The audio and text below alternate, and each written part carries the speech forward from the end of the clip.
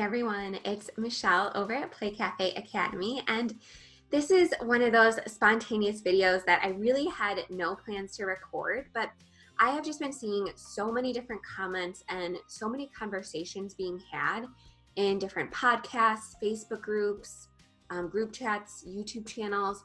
I've been seeing so many people scared to launch a business in 2020, and a lot of people are bracing for a recession. Understandably, there is definitely one coming, and they are really putting all of their dreams and plans on hold until further notice. And I just kind of wanted to throw my thoughts out there on this subject because there are a lot of misconceptions around launching a business, in particular a brick and mortar business. Now, this video is going to be useful whether or not you do plan to open a brick and mortar business. This is going to provide value to you even if you plan on opening an online consulting business or a blog or a YouTube channel or anything like that. But a lot of people think that launching a business means actually opening your door to customers, and that is the official day one. However, there are months and months and months of work and lead up time up to that launch that you can be doing right now, even if you can't physically open your doors to new customers. So I wanted to kind of talk about that today, as well as some trends that I expect to see as people start feeling more comfortable to sign leases and open brick and mortar businesses. Obviously, I specifically teach people how to open indoor playgrounds, but regardless, again, of the type of business that you plan on open, this is going to make sense for you too. But before I get into the details, I just want to remind you to please subscribe to my channel if you find this video helpful, and turn the notifications on using the little bell so you never miss a video. And if you have a question or any comments or just want to start a conversation, leave a comment. I answer all of my comments and I love interacting with you guys over in the comment section. All right, so the first thing that I want to address is everybody is saying, life is never going to be the same. The country is never going to be the same. The world is never going to be the same. And that may very well be true. It might be a very, very long time, maybe even years, before we're congregating in huge groups again. And while that is a really scary fact, it doesn't mean that businesses have to stop. It just means that we have to adapt. So do things absolutely need to change, especially in the indoor playground industry, because that is a place where groups gather and it is a place where social distancing is difficult, especially with the small children guests. So I do think that a lot of things are going to need to change. However, I do think that change and adaptation is possible, and this and all other business models can run successfully.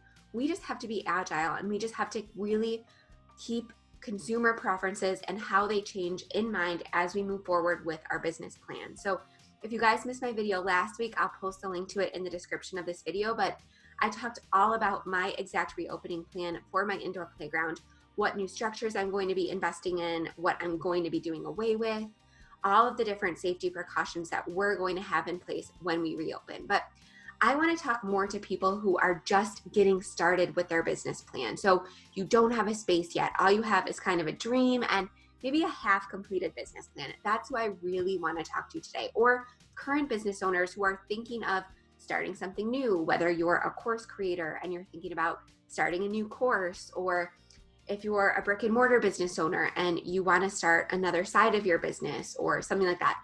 I want to talk to you today because in 2020, there is so much opportunity to launch a new business. And I'm going to give you some really practical, tangible steps on things you can be doing right now, even while you're quarantined, to set your future business up for success for the long term. So the first thing I just want to ask, and I'm sure you've heard this before, I know I've seen this on a bunch of different memes, but in case you haven't, I just want to have you guess for a second. What does WhatsApp, Venmo, Groupon, Instagram, Pinterest, Uber, Slack, and Square all have in common?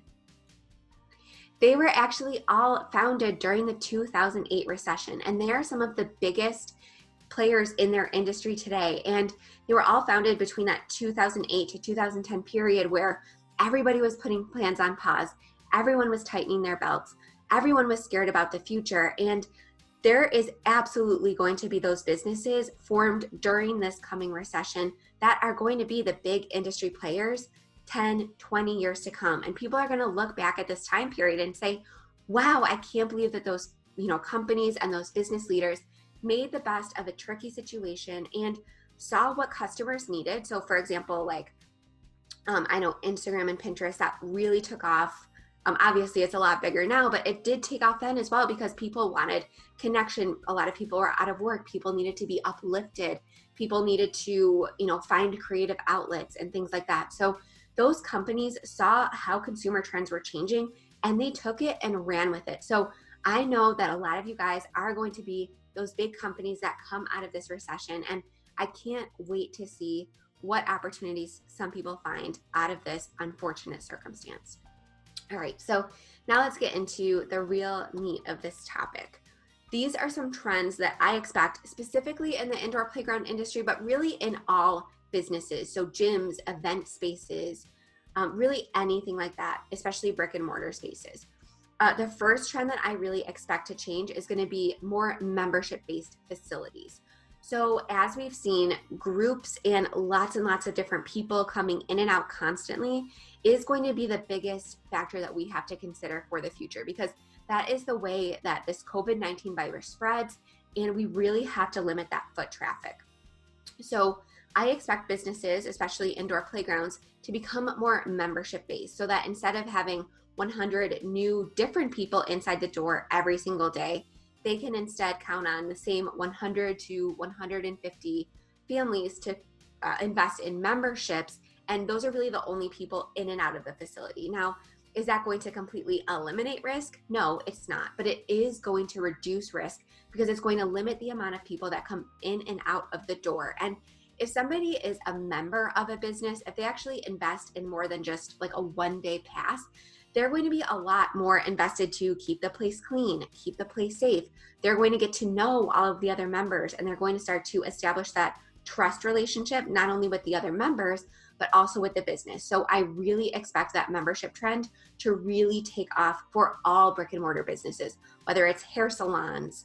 We already obviously see that in gyms, whether it's, I can't think of any more right now, like art studios. I really think that instead of like drop-in passes, I really think they're going to rely more on memberships because it limits the traction and it also secures recurring revenue for that business owner. So if the time ever comes where we do have to quarantine, they do have a trusted network of loyal, invested customers that they can ask for their support. They can ask them to keep their memberships active for a month or 2 months or 3 months, or they can provide those specific members online programs.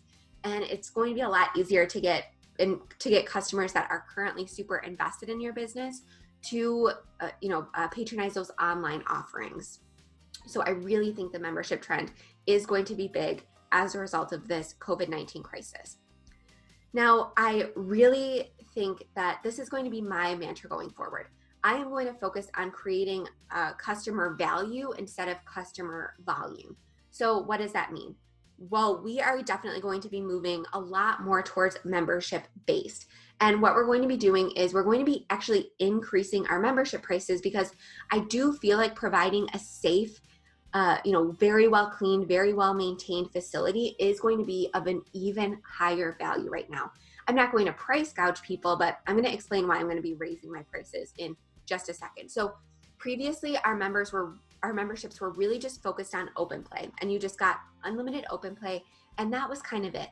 Now we're really creating on that value that we're giving to our customer, and we're going to be bundling in a lot more value so that we can raise prices and still sustain ourselves as a business.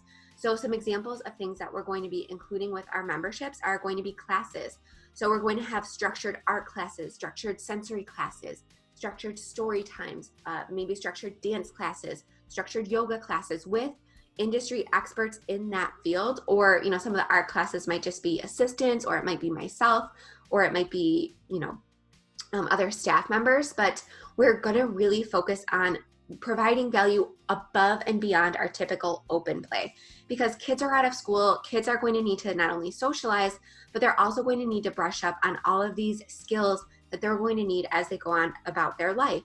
And I really think that those structured classes, because they're also going to be only available to members, so everyone's going to kind of know each other, and it's also going to be a much smaller group. So instead of having 100 people in a group for, a typical open play day, it's going to be, say, a cap of 10 families. And of course, this is all not going to start until it's safe to do so. So I'm talking, probably months into the future here, but we are going to focus on offering more classes.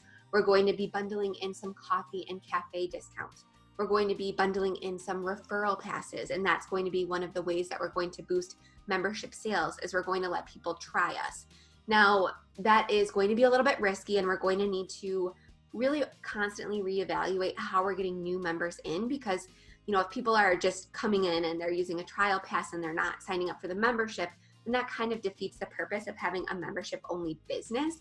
But that's something that's going to be very fluid, and that's going to be something that we're going to, again, constantly reevaluate. And I actually have an entire program coming out about how to boost membership sales. So I am very much immersed in the membership community right now. And I have some really great tips about Facebook ads and Google ads and referral programs and all that good stuff coming about how to increase memberships. But we're really going to focus again on customer value and not volume. So in addition to the classes, that's all the stuff that we're going to be including. We might include t-shirts, we might include coffee mugs. We're really looking at that, but we're really going to try to provide as valuable of an experience as we can for our current customers. Now, the next thing that I want to talk about is online offerings. So obviously a lot of brick and mortar businesses and online businesses are offering online workshops, online lessons. I've seen online music lessons, online dance lessons, online story times, and things like that. Something that we have to be prepared for as business owners is to maintain those offerings, because some people might actually really like them. And, not only do we have to prepare for this change in consumer preferences, people might only want to bring their child out once a week instead of every single day. So again, to limit exposure, we're not ever going to be able to eliminate risk, but we are going to be able to reduce it as much as possible. So as business owners, we need to be able to prepare and maintain this increase in online offerings. So we just invested in some new online learning software that I'm really, really excited about.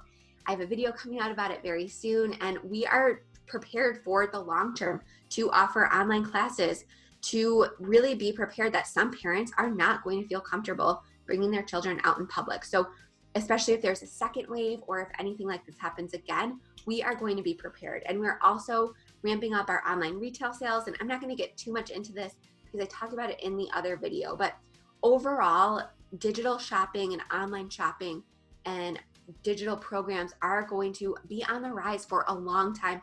I don't think that that's a trend that's going away anytime soon. Another trend that I expect specifically in the indoor playground industry, but also in the beauty industry, in the fashion industry, all that good stuff, is I'm really going to expect to see more mobile options. So more come to you services. So we've always had a mobile party and event division of our business, but I think it's going to really ramp up because people are going to feel comfortable in their own homes. Of course, we're going to need to thoroughly, protect ourselves. We're probably going to need to wear masks and gloves for a while. We're going to need to thoroughly sanitize all of our equipment as we bring it from house to house. But as things start to reopen, I don't expect people to be booking birthday parties anytime soon, at least not at the volume we need it to sustain ourselves. So we're going to be really ramping up our our mobile party division, where we're actually going to people's houses. So if you are considering a brick and mortar business, a mobile version of that is a really great place to start. So for example, if you plan on doing eyelashes and that you want to be an eyelash technician, instead of looking for a brick and mortar space, try going to other people's houses first as soon as you're safely able to. So if you are, too scared to sign a lease, there are so many different come to you options that you can consider. And we're certainly going to be ramping that up for the long term. I also expect that businesses where people gather, so indoor playgrounds are a great example, are going to be smaller format in the months and even years to come. So our space is already pretty small. It's 2,500 square feet and our capacity is around 80 people. Now there are, 15,000 square feet facilities, 40,000 square feet facilities that can fit hundreds and hundreds of people. And they really rely on that volume business in order to survive. However, I really think that especially this industry, but other industries as well, are going to move towards that smaller format because that's what customers are going to be comfortable with. I really don't think that, again, these large groups and businesses that rely on those large groups, I really think they're going to be struggling the next couple of years as a result of this, especially if there's a second wave. So I expect businesses to be smaller and much leaner. So what I mean by that is, us as business owners, we really have to evaluate every single dollar we spend. Our build outs might be a little bit more simple for right now because, there is a lot of uncertainty in the world. We might not be able to, spend an inordinate amount of money on, the fanciest technology or the best of the best this, or, fancy interior design. But I do think that businesses are going to be able to open and thrive in the near future. I just think that smaller format is going to be a little bit more popular with consumers. And I think we're going to be seeing a lot more of it. So I want to give you some good news about launching a business in 2020 and beyond, because this is just the facts. And this seems like a weird fact to celebrate, but it's just reality. So we have to expect it. And I want to make sure that you have this information. So of course, unfortunately, some businesses are just not going to be able to survive this crisis. And yes, it is absolutely unfortunate. And my heart really goes out to those small business owners. But for people who are looking to launch something new, there are going to be an extreme amount of vacancies. There are going to be landlords looking to get tenants into these facilities as soon as possible. And for us, that means that rent prices are typically going to go down as landlords look to fill these spaces, again, as soon as possible. So do I think that you should be signing a lease right now? No, I would wait until there's an exact reopening plan, until there's phases in place. You might even want to wait until there's a vaccine or until there is more long-term certainty. But again, I'm going to give you some things that you can be doing right now in order to grow your business and set it up for success. But I would really wait until there's more concrete plans to actually sign a lease. But coming up, rents are definitely going to be going down. And people are always going to want connection. They're always going to want to, at least in smaller groups, form and socialize, and kids are always going to need to socialize. Parents are going to need to socialize. This business and this industry, the indoor playground industry, is not going to go away. Yes, it is going to change drastically, I expect. However, it's not going to go away. People are still going to patronize these types of facilities. And luckily, I have a very large customer base to survey. And the more surveys I put out, the more optimistic I feel because they are excited to come back. Yes, they want to see our cleaning procedures. Yes, they want to wait until it's safe, but they do want to come back and they are very excited to do so. So I am more optimistic than ever. And again, I'm just being very agile and making fluid decisions day by day as things change. I'm recording this on May 2nd. So, there's going to be a lot that happens between now and likely the end of the year. But again, there is so much that we could be doing right now to really make sure that our dreams become a success in the near future. All right.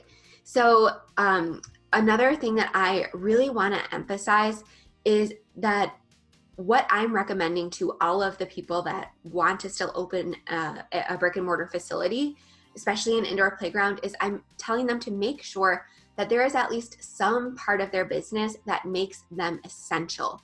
So the indoor playgrounds that I've seen struggle the most right now are playgrounds that don't have any sort of food or cafe or coffee or anything like that, because according to the current statutes, anything that serves food and drink is considered essential and they are allowed to stay open. Now, it has to be like curbside pickup or delivery right now, but they can still be open. Their employees can still be working. They can still be earning money with their actual product. So not online offerings, stuff like that. I already talked about that in another video, but I really want to make sure, because I do expect there to be a second wave of this COVID-19, and this could happen in the future. And now we know what that's going to look like. It's going to look like long-term closures. So I really want you to go back at your business plan and think and understand that if you're not considered essential, you might not even be able to pivot. Unfortunately, I told this story in my last video, but quickly I'll tell it again. There are some indoor playgrounds that are not even allowed to do like craft deliveries or balloon deliveries or anything like that because they weren't doing it before the crisis. And their local governments aren't even allowing them to operate whatsoever because their business wasn't essential prior to the crisis. So do I think that's right? Do I think that's fair? No. but we can take a lesson from, how these local governments are acting, and we can make sure that if this ever happens again, we are allowed to make money, we are allowed to operate. So for me, that looks like I'm definitely going to be putting a full cafe in to my next location, and that's what I'm going to be recommending. Even if it's just an espresso machine and you're buying baked goods from another bakery, it doesn't have to be a full restaurant. It doesn't have to be super complicated. But I am going to make sure moving forward that all of my indoor playground locations are going to be able to be considered essential. All right, now what you need to know right now and what I think you should be doing right now. Again, I'm gonna repeat this for like the third time in this video, but I would wait off on signing a lease. Today is May 2nd, 2020, and I'm really waiting, and I'm telling all of my students and my members inside of Playmaker Society to just wait until there's a little bit more uncertainty, and also until there's a little bit more certainty. And because I do think that rent prices are going to continue to decrease. Sorry, I'm like all over my place with words today, but this is a very passionate subject of mine, as you can see. I really do not want you to put your dream on pause. I really want you to move forward right now, today. All right, so let's talk about how we can do that. Number one, just to remind you, launching a business doesn't mean opening your doors. That doesn't have to be your day one.